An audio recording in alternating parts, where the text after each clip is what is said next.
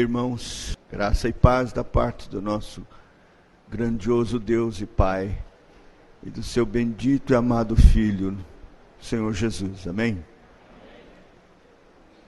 Eu nem sei o que eu vou dizer, mas foi tão precioso. Pastor, foi Deus quem fez isso e Ele usou para falar desta forma.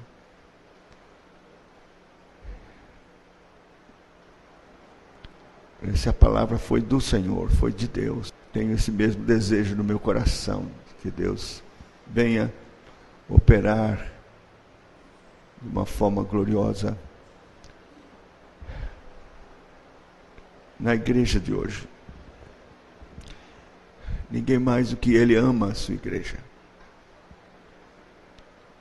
Então nós podemos ter esperança de que Ele venha nos visitar e não só impactar o nosso coração, mas mais do que isso, operar uma transformação verdadeira, radical na nossa vida.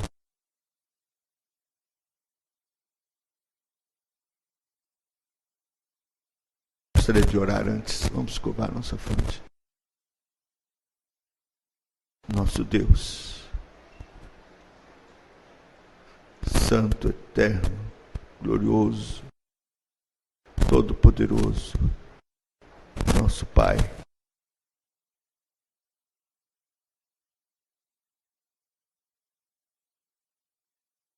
Humildemente, Senhor,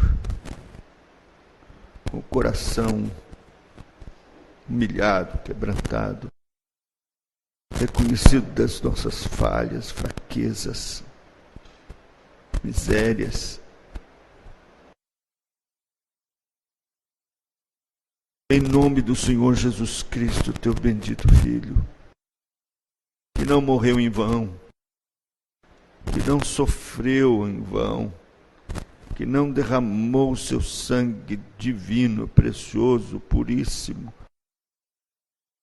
em vão,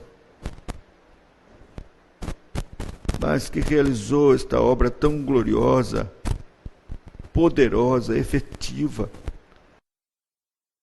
para operar em nós aquilo que o Senhor Deus e Pai determinou desde a fundação do mundo. Sejamos conformes à imagem do Senhor Jesus Cristo, seu bendito Filho. Participantes da sua divindade. Na verdade, como diz o apóstolo Pedro, participantes da sua natureza, que é santidade. Tem misericórdia, Senhor, de nós. Venha abençoar-nos através da tua santa e bendita palavra. A única esperança que temos é a tua palavra, que é poderosa e unida ao teu Espírito Santo, pode operar em nós, ó Deus, aquilo que nós necessitamos e carecemos, que o teu coração deseja. Esperamos isto, guardamos isto, no nome do Senhor Jesus, para a glória dele. Amém. Irmãos, no breve catecismo escrito pelos puritanos, na pergunta 35, que é assim: o que é santificação? Então eles escreveram, a resposta deles é: santificação é a obra da livre graça de Deus, pela qual somos renovados em todo o nosso ser, segundo a imagem de Deus, e habilitados a morrer cada vez mais para o pecado e a viver para a retidão. Eu vou ler outra vez, preste atenção, isso é importante. Santificação é a obra da livre graça de Deus. Quer dizer, nós é que lutamos, queremos, desejamos, buscamos a santificação, mas ela é uma obra da livre graça de Deus, pela qual somos renovados em todo o nosso ser. segundo a imagem de Deus. Santificação tem esse propósito. Sermos conformes à imagem de Cristo, a imagem de Deus, em santificação. Habilitados a morrer cada vez mais para o pecado e a viver para a retidão. Então, santificação não é uma coisa mística que a gente recebe assim de repente, pedindo pela oração, algo que venha. A santificação é um processo da livre graça de Deus operando em nós e que envolve morte.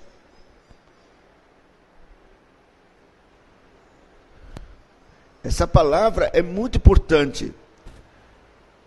Não haverá vida cristã e nem santificação alguma verdadeira sem morte.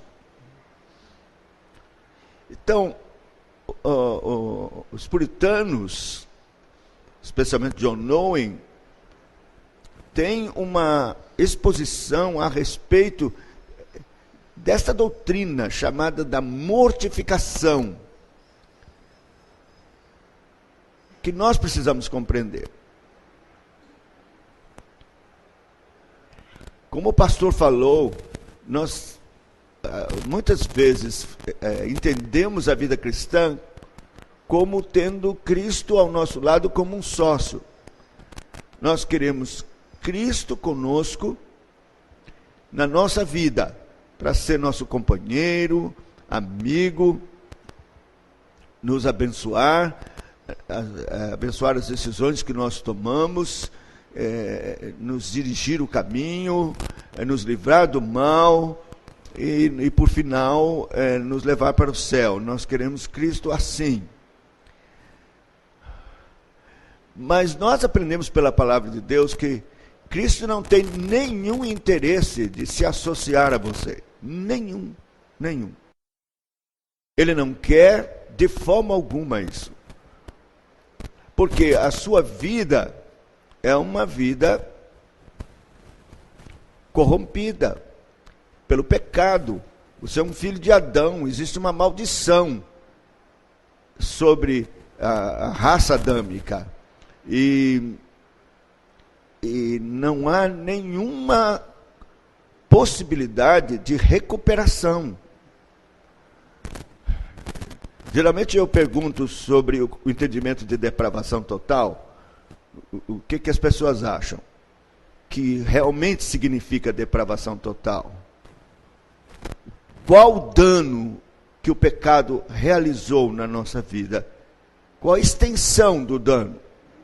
Então eu pergunto, se você tem um radinho de pilha e você gosta de ouvir, de repente ele para de tocar. Você bate e tal, mas ele não toca de novo. Você então vai ao técnico, né, eletrotécnico, lá, o rapaz que conserta. E você diz, rapaz, parou de tocar o meu radinho. Então ele pode fazer assim, dizer assim. Primeiro, está aqui uma bobagem, olha.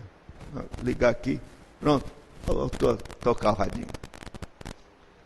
Ou ele pode dizer assim, olha, teve um curto-circuito aqui, razoável, não posso, você tem que deixar ele aqui uns 15 dias, aí ele dá para recuperar, ele vai voltar a funcionar. Você volta daqui a 15 dias, seu radinho vai estar bom. Ou ele diz assim, joga no lixo, o dano foi total, não tem nem como recuperar isso, pode jogar fora. E eu pergunto, qual desses três representa a depravação total? Será que foi um dano grande, mas que tem chance ainda e a pessoa pode ser consertada e pode melhorar? Ou não tem mais jeito nenhum? O que você acha? Depravação total, meus irmãos, significa que não tem mais jeito nenhum. Não há como reformar, não há como consertar. Por isso, a proposta do Evangelho em Cristo Jesus é novo nascimento, é criar de novo. O pecador tem que ser recriado em Cristo Jesus, porque não tem como recuperar. Como é que Cristo vai se associar com você?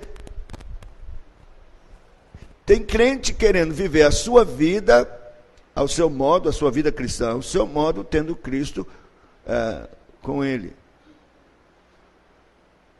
Mas não dá.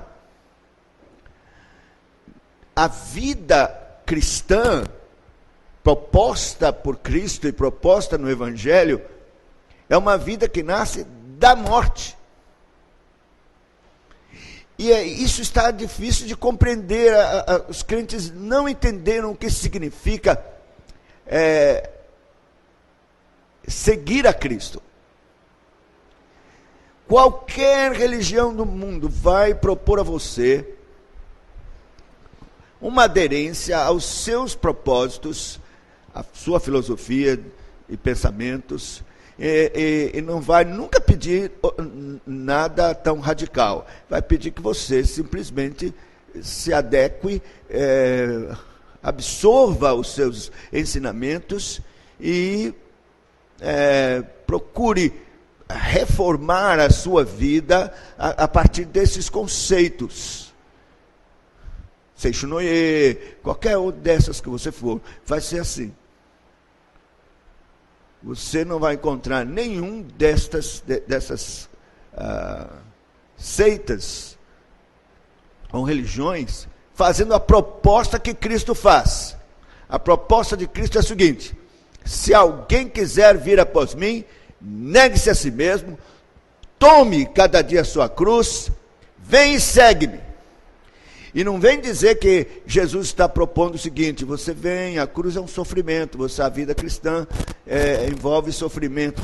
É claro que envolve, mas Jesus, quando falou de tomar a cruz diariamente, não foi no sentido de sofrimento, foi no sentido de morte, porque o verso seguinte diz: aquele que achar a sua vida, perdê-la-á, mas aquele que perder a vida por amor de mim, este a achará. Então a cruz é para perder a vida, é para morrer. Morrer para si mesmo, morrer para o mundo, morrer para o pecado, morrer. Então, isso envolve uma renúncia da vida.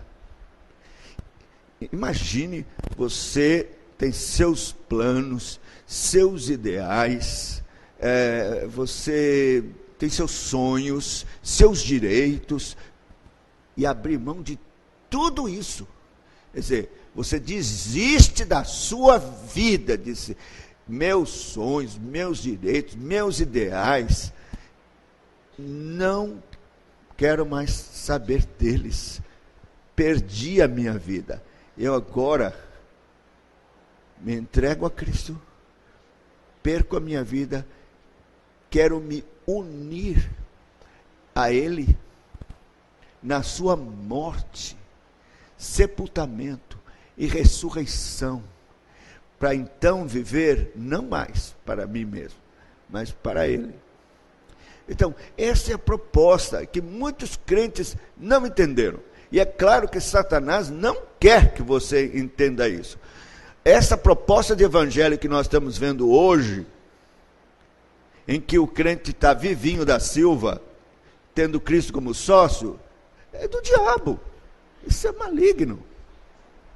Ele é o teólogo por excelência, herético, é verdade, para formular propostas aparentemente boas, espiritualmente falando, mas que são barco furado, falácia.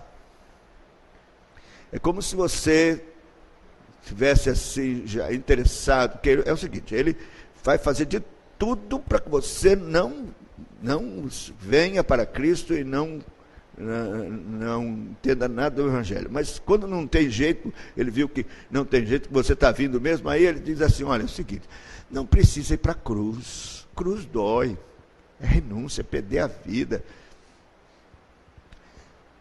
Eu posso lhe arranjar uma vida cristã, joia, não dói nada, você não precisa morrer, não precisa ir para a cruz.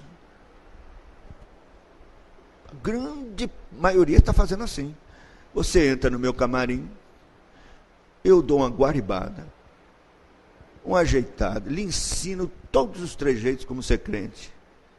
Como é que se faz para orar? É só olhar, aprender, é fácil. As coisas que você tem que fazer, quer dizer, no mínimo, ir domingo, vai lá, bate o ponto e tal, faz as suas obrigações, dá o dízimo e tal. Mas não precisa morrer. Você sai daquele camarim, maquiado, crentão, ninguém nota nada, só que daqui a pouco você percebe que essa tal vida cristã forjada no camarim do diabo não tem consistência. Ele passa a rasteira, você cai e fica, mas cadê? Não se preocupe, você, a gente é humano, nós ficamos caindo assim, cai, levanta, é assim mesmo. E vai levando essa vida, daqui a pouco você se acostuma e tal, acha que é isso mesmo, se acomoda e aceita isso. Mas quando você é confrontado pela palavra de Deus, você vê que a sua vida cristã é nada, é mentirosa, é falsa, ela não é verdadeira. E eu vou dizer uma coisa, se você é um eleito de Deus, Deus não vai deixar você continuar assim. Ele vai, pela sua palavra, confrontar você como um espelho, mostrar a verdadeira situação que você se encontra espiritualmente e ensinar o caminho certo, a cruz. Então vamos abrir em Romanos capítulo 6, porque é o texto básico nesta grande carta do apóstolo, que é Romanos.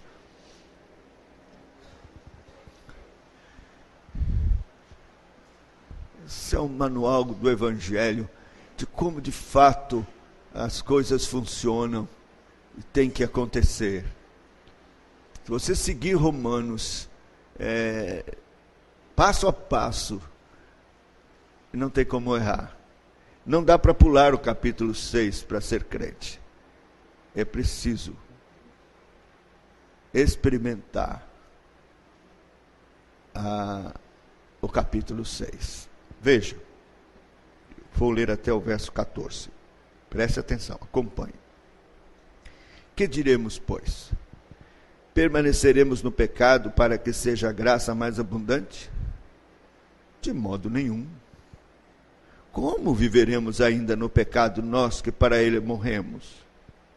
Ou porventura ignorais que todos nós que fomos batizados em Cristo Jesus, fomos batizados na sua morte? Fomos, pois, sepultados com ele na morte pelo batismo, para que, como Cristo foi ressuscitado dentre os mortos pela glória do Pai, assim também andemos nós em novidade de vida. Porque se fomos unidos com ele na semelhança da sua morte, certamente o seremos também na semelhança da sua ressurreição. Sabendo isto, que foi crucificado com ele o nosso velho homem, para que o corpo do pecado seja destruído, e não sirvamos o pecado como escravos, porque quem morreu está justificado do pecado. Ora, se já morremos com Cristo, cremos que também com ele viveremos, sabedores de que, havendo Cristo ressuscitado dentre os mortos, já não morre.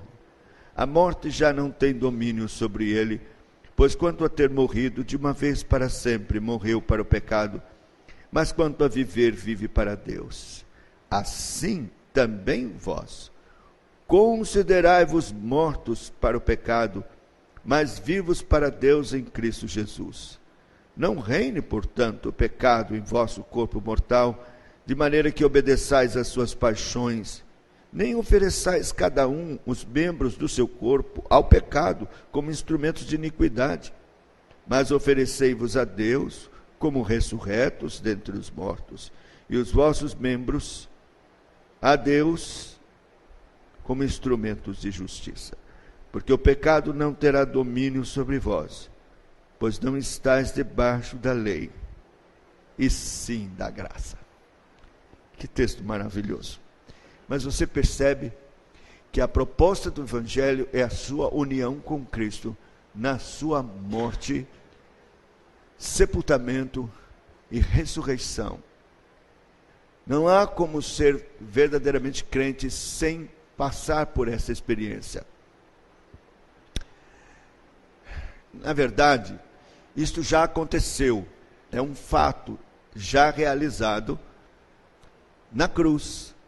Quando Cristo estava ali morrendo, ele não estava sozinho, você estava lá com ele.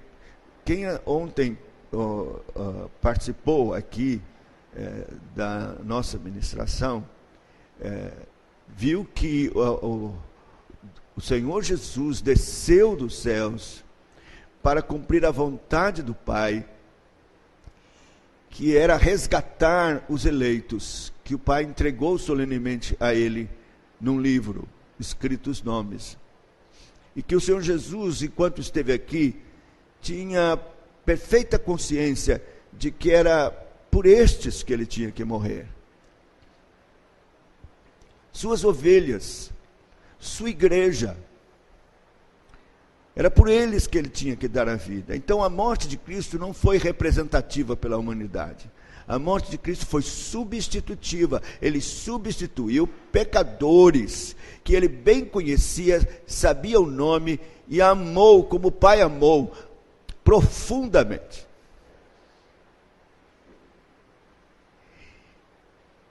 Então, quer dizer que os crentes, os eleitos, os que o Senhor escolheu e que agora está chamando, e tem chamado e vai continuar chamando, estes vão experimentar todos os efeitos da sua união com Cristo na morte, no sepultamento e na ressurreição.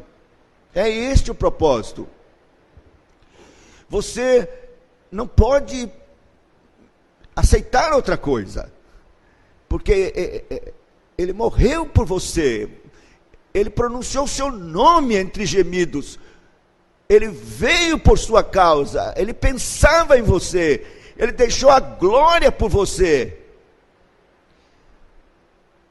e então ele lhe substituiu.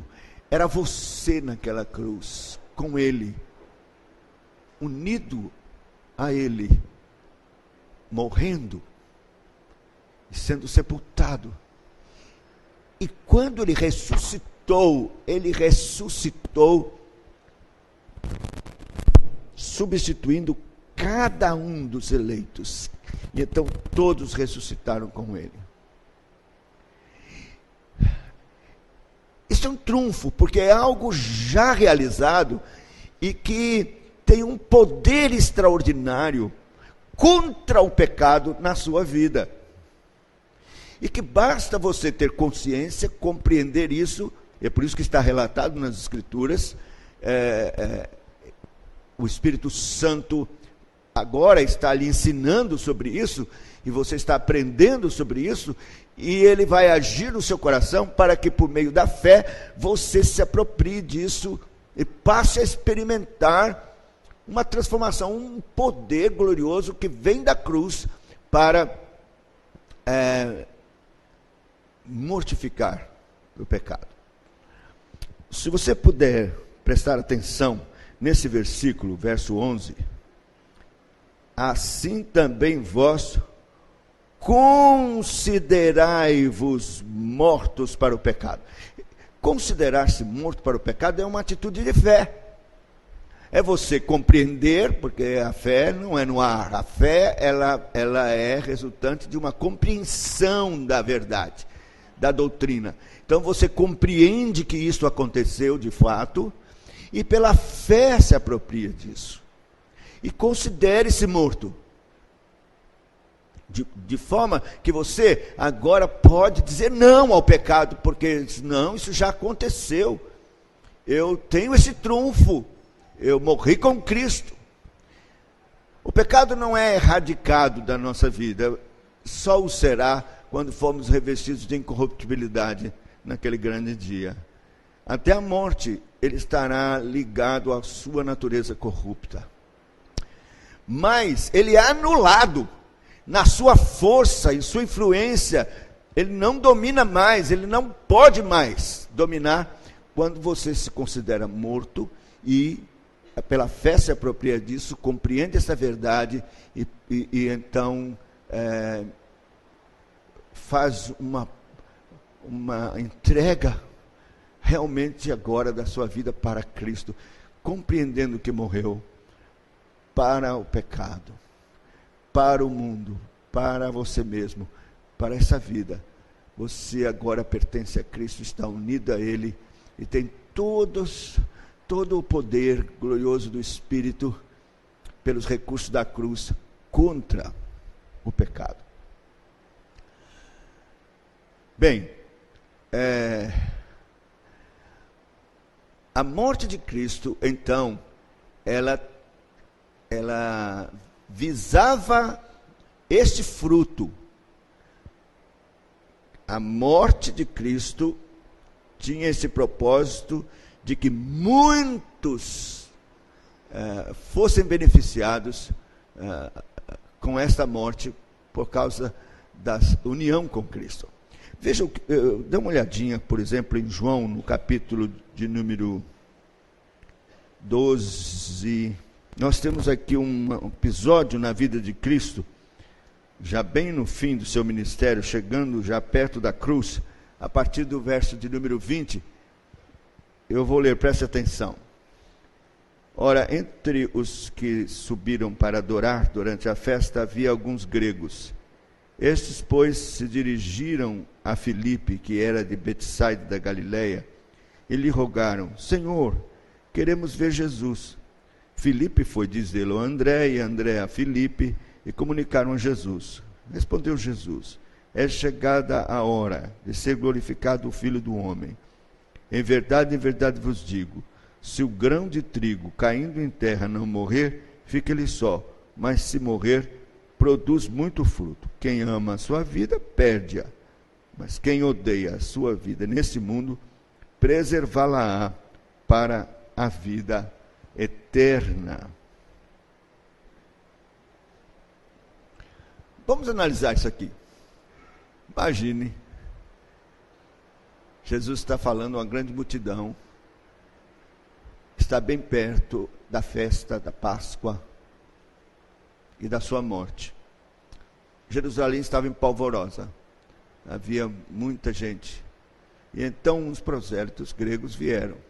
E quando eles chegaram, queriam falar com Jesus. Chama André, nós queremos ter um encontro com Jesus, é possível?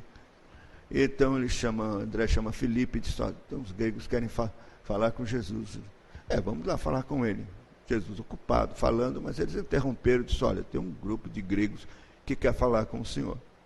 A resposta de Jesus é uma resposta estranha, né? Jesus disse: vai lá, diga para eles assim: se o grão de trigo caindo em terra não morrer, fica ele só, mas se morrer, produz muito fruto. Imagina, André deve ter olhado para Filipe.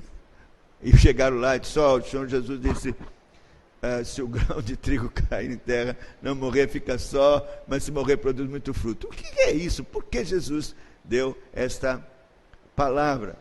Então, os estudiosos da palavra de Deus dizem o seguinte: esses gregos eram prosélitos. Eles vieram adorar, eles vieram para a festa. Mas quando chegaram, eles ouviram logo a notícia: olha, tem um rabino maravilhoso, que fala com uma autoridade, não como os escribas e fariseus. É uma coisa extraordinária. Deus está com ele. Ele faz sinais, prodígios, até mortos ressuscitou. Só que tem uma coisa: todo mundo está sabendo que as autoridades estão decididas a matá-lo. Não vai demorar e ele vai ser morto, é o que nós estamos sabendo. Aí eles pensaram, vamos lá, a gente faz uma proposta para ele.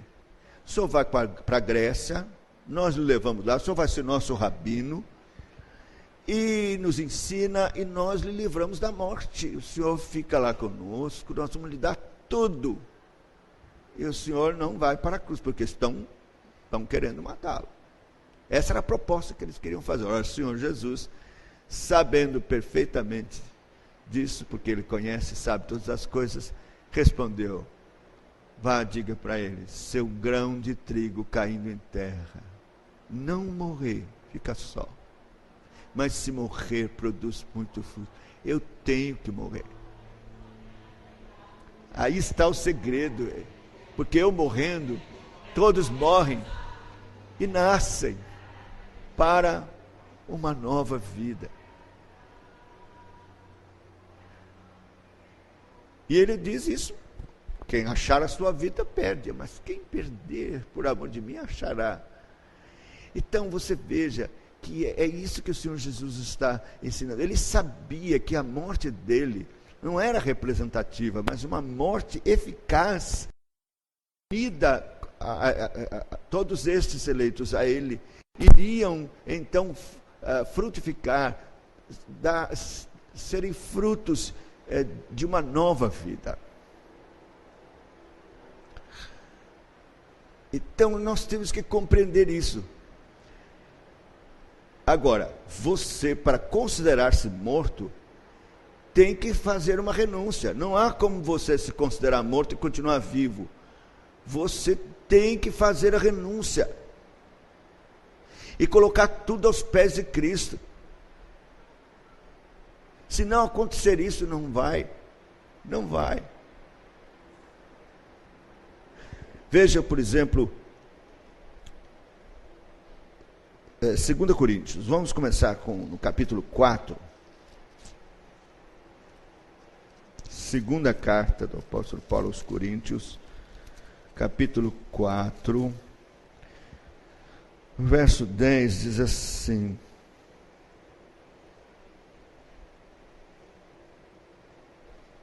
levando sempre no corpo o morrer de Jesus, para que também a sua vida se manifeste em nosso corpo.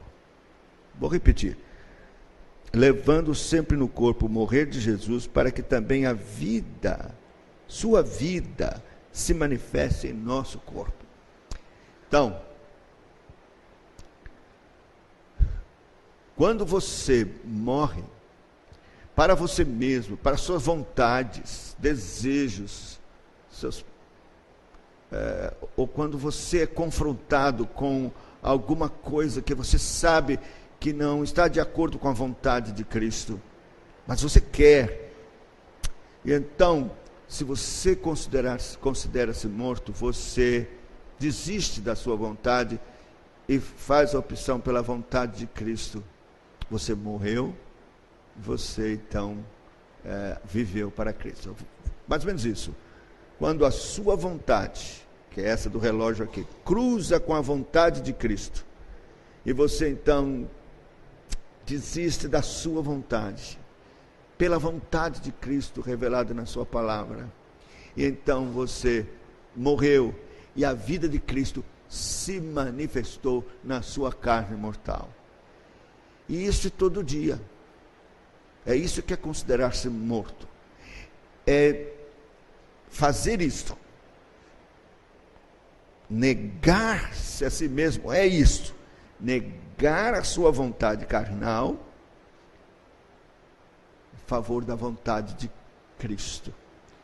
Quando isto acontece, você morreu e a vida de Cristo se manifestou na sua carne mortal. E a vida cristã é isso, é a vida de Cristo se manifestando na nossa carne. Por isso que o apóstolo Paulo diz assim: já não sou eu quem vivo, mas é Cristo que vive em mim. A vida dele se manifesta na minha carne, porque eu já morri. Se você virar a página no capítulo 5, verso 14, nós temos esse versículo magistral, que coisa extraordinária. Veja, 2 Coríntios 5,14. Pois o amor de Cristo nos constrange, julgando nós isto: um morreu por todos, logo todos morreram. E ele morreu por todos, para que os que vivem não vivam mais para si mesmos, mas para aquele que por eles morreu e ressuscitou. Eu vou repetir, peraí, presta atenção. Olha, o amor de Cristo nos constrange, julgando nós isto. Um morreu por todos, todos os eleitos, né? Logo todos morreram. E ele morreu por todos, para que os que vivem não vivam mais para si mesmos, mas para aquele que por eles morreu e ressuscitou. Então é isso. Você não pode viver mais para você mesmo. Você tem que viver para Cristo. Só para Cristo. Mas pastor, eu tenho meu trabalho, meu escritório que eu tenho que ir, eu sou médico, eu sou professora, eu sou vendedor, faço vendas e tal, tenho meu trabalho.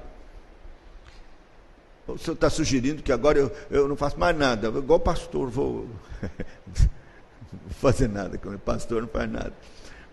Vou ficar só para Cristo, é assim, é? Não, não é isso. É que você agora, médico, professor, no escritório, o que for, você tem que fazer isto para Cristo. Para Cristo. Você tem que entender que seja qual for o seu trabalho, é uma oportunidade de glorificar a Cristo e pregar a Cristo. O seu escritório ali, você está fazendo aquilo, faça para Cristo, não para homens. Em nome do Senhor Jesus, faça tudo. E entenda, ali está o seu campo missionário, a sua tribo de índio. Você tem que evangelizar e saber aquelas almas que Deus colocou ali sob sua responsabilidade espiritual. Você tem que ir para o escritório como quem vai para uma obra. Um campo missionário para servir a Deus. Você agora não vive para você mesmo. Os jovens que estão pensando no que vão fazer, não fiquem pensando o que vai dar mais dinheiro, onde é que eu posso ganhar mais e tal. Pense, onde posso servir mais a Deus? Onde eu posso glorificá-lo mais? Minha vida agora está aos pés de Cristo. Você vai orar e dizer: Senhor, diga-me, Tu és o meu amo, o meu Senhor, eu não vivo mais para mim mesmo. Onde o Senhor quer que eu esteja? Para servir-te. Ninguém escapa. Se você não tem trabalho nenhum, faz o trabalho aí na sua casa, você é uma mãe, esposa, então sirva a Cristo. Você tem que ali criar seus filhos para a glória de Deus, para a glória de Cristo, e tem que investir nisto com oração, buscando na palavra de Deus todos os recursos para ministrar aos seus filhos, e assim você vive para Cristo. Acabou sua vida. Acabou. Agora é viver para Cristo. Então essa dicotomização entre sagrado e profano que nós aprendemos, é da nossa cultura, tem que acabar. Não existe isso. Tudo é sagrado ou pecaminoso. O que é pecaminoso é pecaminoso. Cristo não tem comunhão com o pecado, e você não pode, unido a ele, se envolver com nada pecaminoso, levar seus membros para se envolver com o que é pecaminoso.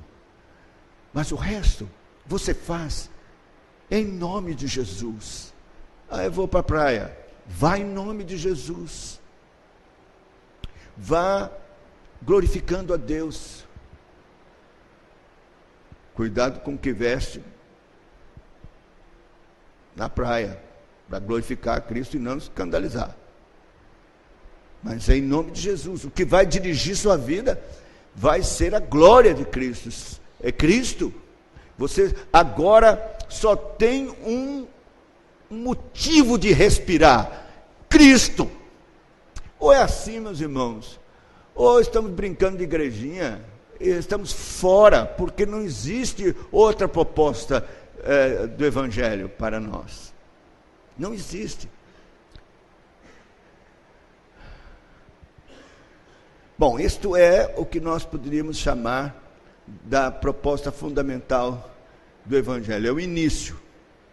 Com isso você ganha a posição de absolutamente justificado e santificado em Cristo diante de Deus. E isso é perene, isso é para sempre. Mas existe uma mortificação diária que nós precisamos aprender com relação aos nossos pecados. Porque eles estão aí e precisam ser anulados na sua força e influência na nossa vida. E cabe a você identificar aquilo que é contra a vontade de Deus e que é pecaminoso, que é a sua fraqueza. Então você dê nome aos bois, você sabe o que é, você identifique o pecado e vai ao pé da cruz. Você vai orar por isso e vai estabelecer uma guerra santa contra este pecado, até matá-lo. O seu objetivo é matar, é esmagar esse pecado, de tal modo que ele não tenha mais nenhuma influência na sua vida. Então você vai ao pé da cruz, porque é ali que está o recurso. Se o sangue de Cristo lhe purificou de todo pecado, lhe perdoou e alcançou o perdão e a justificação, a cruz lhe traz o recurso e o poder para libertar você do pecado. E ali, ao pé da cruz, em oração, colocando esse pecado diariamente, em lágrimas diante de Deus, para que ele não lhe domine mais.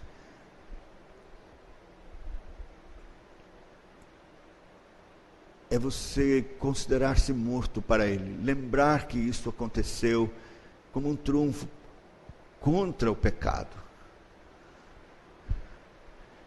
Então, não faça como geralmente as pessoas fazem. Elas perdoam a multidão, dizem, fazem uma oração: perdoa todos os meus pecados, ou perdoa a multidão dos meus pecados, perdoa os meus pecados, com o perdão dos meus pecados. Não é só isso. É claro que nós podemos orar assim, mas existe uma ação mais específica. É um enfrentamento específico de um pecado, que você tem que dizer o nome dele e apresentá-lo diante de Deus seriamente, e ficar incomodado e insistir com Deus em oração por essa mortificação, que ele seja destruído definitivamente na sua vida.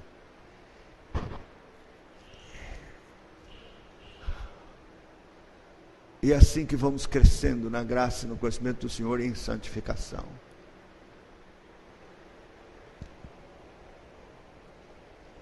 Meus irmãos,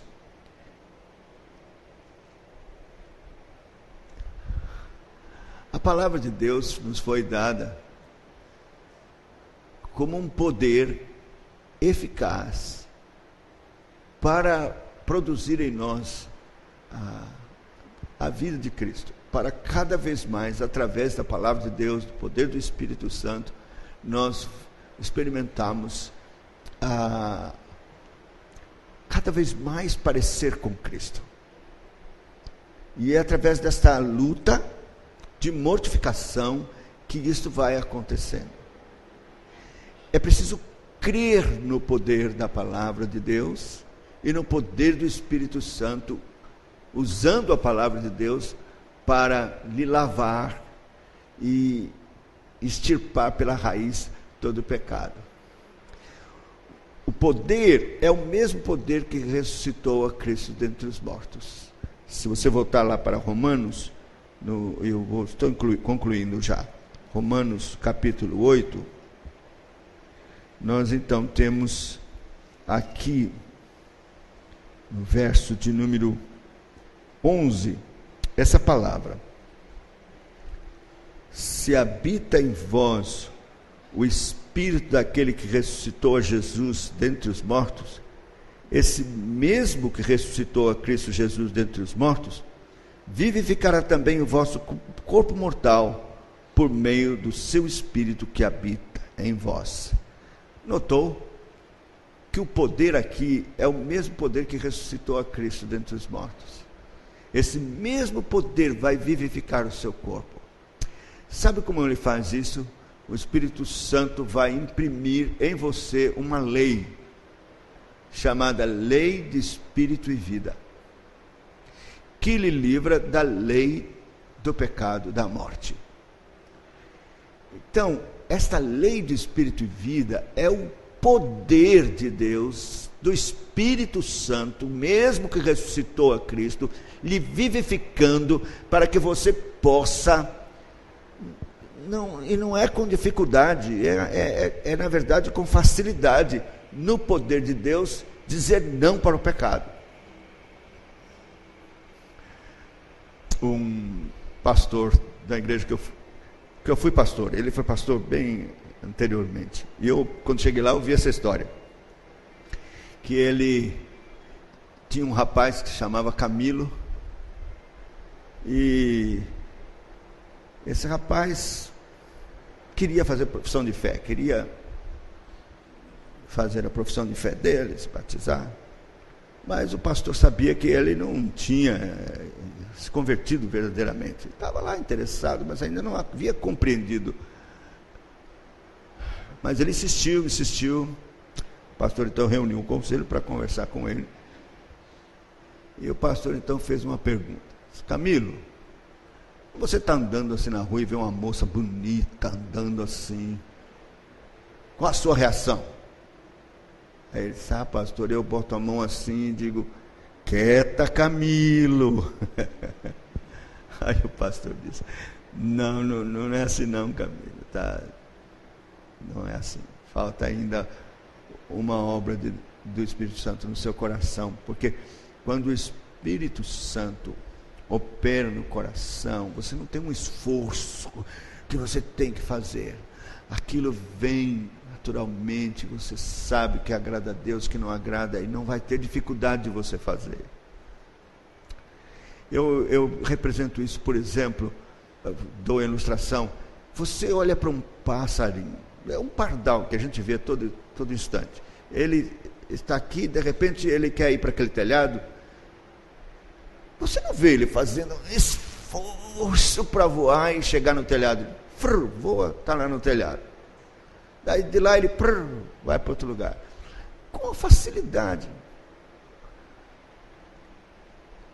E se você raciocinar e pensar, existe uma lei contra ele, é a lei da gravidade. A lei puxa ele para baixo, mas ele voa e vence a lei da gravidade com naturalidade, porque Deus colocou uma lei nele, com os recursos das asas, mas na natureza Deus colocou nele esta lei, de modo que ele vence a lei da gravidade tranquilamente. Ele não fica pensando: como é que eu vou pular daqui para aquele telhado? Não. Então é gente querendo viver a vida cristã assim. Eu não posso, eu tenho que. Está errado, porque quando você de fato nasce para Deus, o Espírito Santo, com o mesmo poder que ressuscitou a Cristo, lhe dá a lei de espírito e vida em você. Então você naturalmente vai rejeitar o pecado. Eu quero dizer que a palavra de Deus não ensina impecabilidade. Eu não estou aqui ensinando que se você de fato morrer com Cristo e tal, vai chegar uma hora que você não vai pecar mais. Tranquilo, Não. Deus vai lhe dar uma vida realmente santa e que vai crescer cada vez mais em santidade. Mas você vai cair. Você vai cair. Mas é um acidente.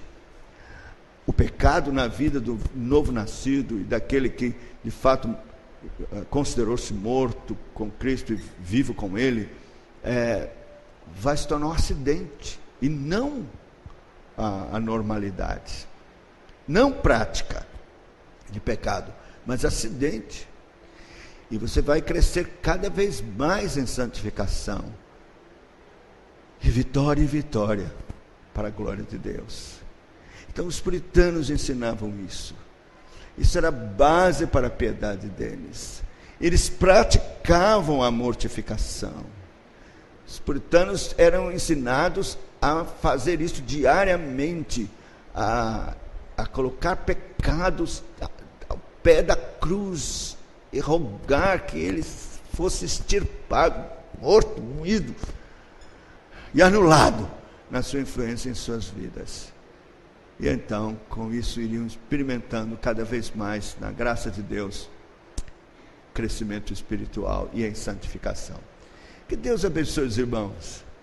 Posso também, pela fé, crer nisso e fazer uma entrega total e entender que seguir a Cristo só é dessa forma, só pode ser desse jeito. Oh, que o Espírito Santo lhe ensine isso, que Ele fale ao seu coração e lhe dê essa graça, essa experiência, e você experimente uma nova vida para a glória de Cristo. Amém.